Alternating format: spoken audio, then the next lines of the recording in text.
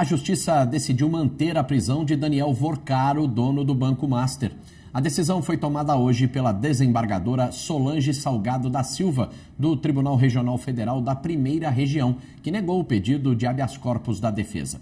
A interrupção dos atos criminosos é indispensável, afirmou a magistrada. Segundo ela, a liberdade de Vorcaro diante de um cenário de fraude sistêmica e obstrução à fiscalização representa um risco concreto. A defesa havia entrado com um pedido de habeas corpus na noite de ontem, alegando que o executivo não tinha intenção de fugir do país.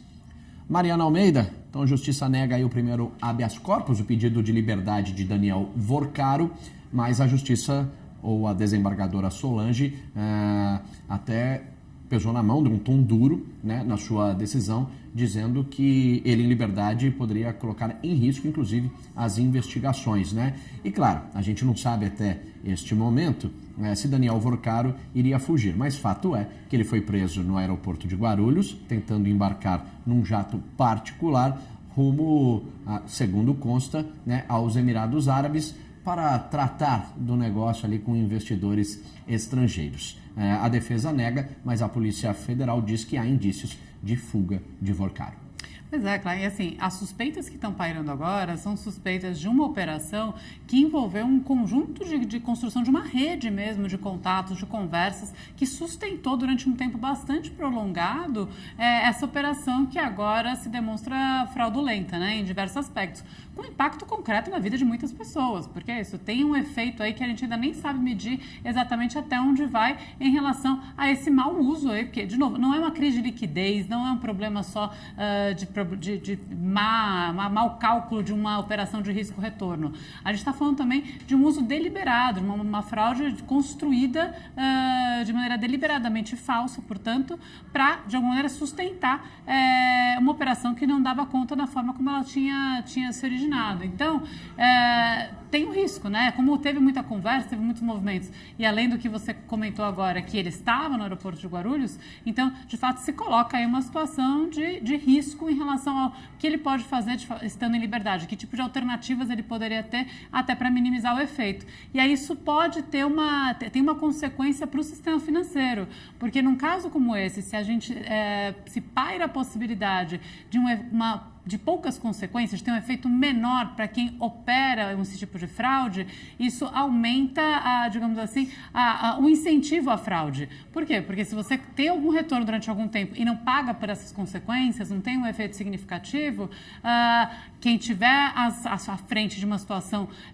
negativa pode achar que o crime compensa. Isso é tudo que não se quer no sistema financeiro brasileiro, aliás, em parte alguma, e a impunidade é um dos nossos calcanhares de Aquiles aqui no Brasil, algo que a gente ainda se ressente muito por existir. Então, neste momento, não é ainda todo julgamento, não estamos falando de impunidade, mas a sensação, caso o habeas corpus fosse dado, talvez exatamente fosse essa de que outra vez nada seria feito no Brasil e que teria até seu valor aí em criar todo esse problema. E é isso, pessoas estão sendo prejudicadas com essa operação e a gente tem que ter a responsabilidade de tratar isso de maneira séria e dentro da lei. E vale a gente relembrar que o Fundo Garantidor de Crédito afirmou que deve usar 41 bilhões de reais dos 122 bilhões que hoje tem em caixa para liquidar, para pagar esses credores aí do Banco Master, que são cerca de 1.600.000 pessoas, sem falar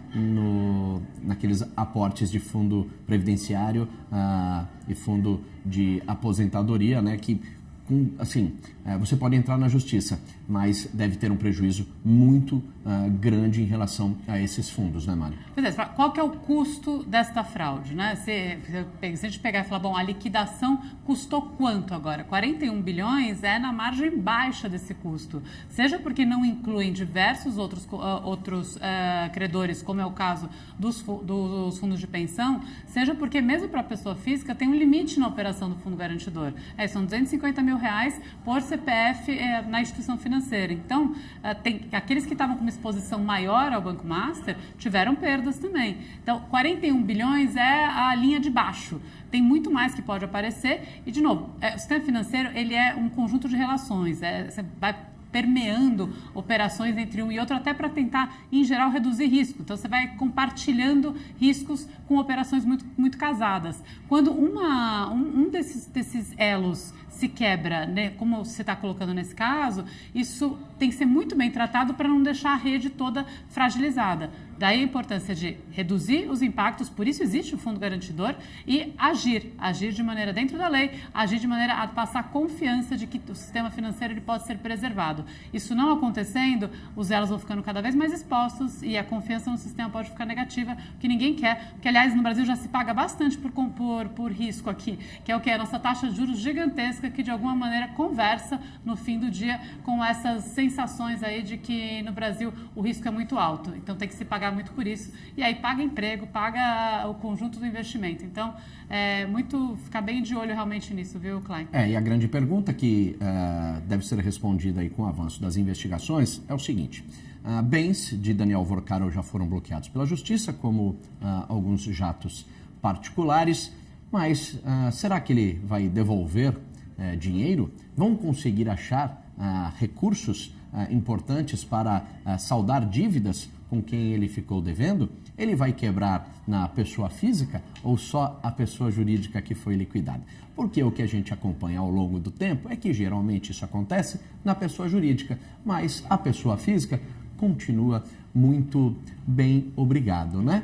Geralmente até, inclusive, pode ir para a cadeia, mas quando sai, eles conseguem se manter de uma forma ainda num patamar bastante elevado. É isso que a gente precisa ver, né? Porque quando há suspeita, né, suspeita de fraude, geralmente se dilui o dinheiro do crime, caso tenha sido cometido. Pois é, claro. Esse tipo de história, dependendo do desfecho, é claro, a gente está aqui, né, no meio do furacão, recebendo as notícias, avaliando as suspeitas, com muita coisa ainda que não foi plenamente apurada. Mas é o tipo de história que, a depender do desfecho, amplia um certo ressentimento nacional, né, que é um pouco o que você está trazendo. Quer dizer, quem prejudica, no mínimo, com 41 bilhões, fora o que eu falei que é incontável em termos de efeito de crise de credibilidade, efeito sobre taxa de juros, efeito sobre investimento, isso aí é uma grande escalada, mas esse tipo de prejuízo tem que ter alguma consequência. Quando não tem, isso, quem está ali só sendo prejudicado e assistindo fala, tem alguma coisa errada, né? E é isso, aumenta o ressentimento, e ressentimento é um péssimo conselheiro para a economia. Porque os 41 bilhões vêm de um fundo garantidor que são compulsórios, né? Depósitos feitos pelos bancos justamente porque se faltar liquidez ou uma quebra de algum banco, consegue garantir aí até 250 mil para os credores, né? Para os correntistas. Vamos ver se vai ter dinheiro dele, né? Que supostamente ele teria roubado ou se apropriado em relação a essa fraude, para também pagar esta quebradeira, vamos dizer assim, ou esse suposto crime.